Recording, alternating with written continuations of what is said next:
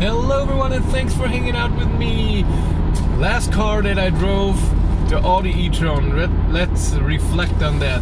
The birth was a bit hard, so to get the car I contacted the dealership in my town, in my hometown, and I said I would want to make videos about this car and drive it a bit. Is this possible? He said yes, should be okay when the car arrives. This was in February or something. It will arrive in the beginning of March. In March I wrote, okay, is the car here? Is it okay to drive? No reply. Emailed again, no reply. Called, nobody answered. Took a while. And then at some point I got a message from him. I'm sorry, it's not his fault. I'm sorry, I don't work there anymore. And but the owner of the dealership told me he doesn't want any videos of this car. And I was okay, then not. So for me that was done, and of course I was a bit cranky about that. But hello, not everyone just gives me the car. And I just emailed, I was on the Audi website and I said I want to have a test drive with this car. And then somebody from the dealership, a different person, emailed me back. And I said, hello, I want to test drive this car. I drove the Jaguar I-Pace a week ago and it was great and it was all true. And now I want to test drive this. And he said, okay. And we made a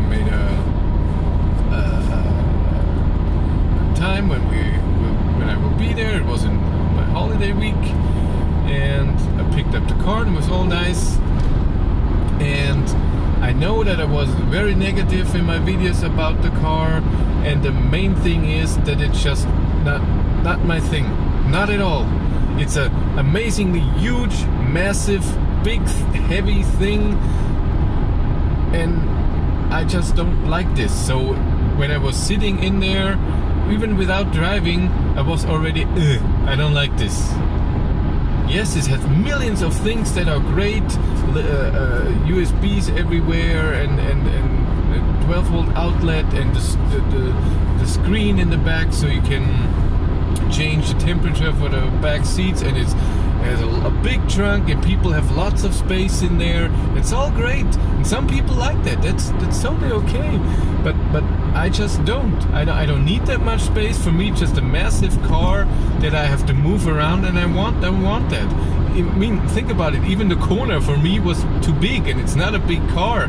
But I don't want SUVs. I don't get this big thing, big tires, feeling big or whatever. I don't need this. I want a small car. That's why Volkswagen ID.3, so even a Renault Zoe, that's totally my size. I don't need more space. Just the Zoe is not my car because of different reasons, charging and interior wise and lots of power and all of this. So again, I was sitting in the car and I didn't like it from the start. Just like this. And then I was driving it, and the power is okay, don't get me wrong, 300 kilowatt peak. It's a bit cumbersome, like Björn Nieland would say, but annoying to get that boost. So you press the pedal fully down, and then there's a little button, and then you get the boost, you get a bit more power. And you only have that boost in sport mode. And again, the power is okay, 5.5 seconds is fast to 100 kilometers, but it just didn't feel like that. It felt slower than the Kona, it felt slower than Nissan Leaf, but it wasn't. It was just not exciting to accelerate. It didn't feel like that.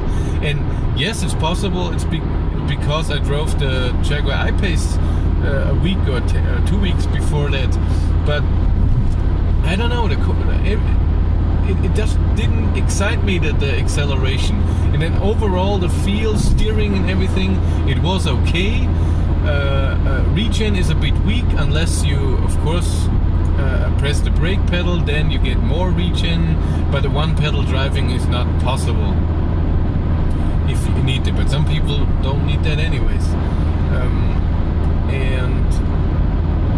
I just felt the car driving it felt heavy. The 2.7 tons, it felt like that in corners, and when you have to brake, that it just takes a bit more to slow it down, to bring it through corners and everything. It's not an agile car, and that again wasn't my thing.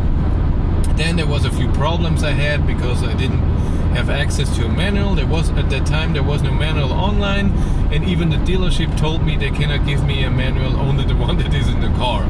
So I couldn't prepare before it. So I couldn't turn off the automatic driving, so LKA or lane keep assist or whatever. I tried, put it in individual, and then went into the menu and set everything off, but it still did it. And it did it in the weirdest moments. So on the highway, when you change lane to pass, when you have your blinkers on, it wanted to keep me in the lane. It happened a few times, and yes, I was just too stupid to turn it off, and it's not the car's fault again. With the consumption and my consumption test, yes, I made the mistake, and I did the consumption test in sport mode. At that time I didn't think about it. It was just 5 hours where I had to do a lot of things, and everybody complained. I'm so sorry. And but afterwards I thought, why would sport mode be so different when you drive at a constant speed on the highway? You don't accelerate, you don't do anything, and I thought it should be the same, around the same.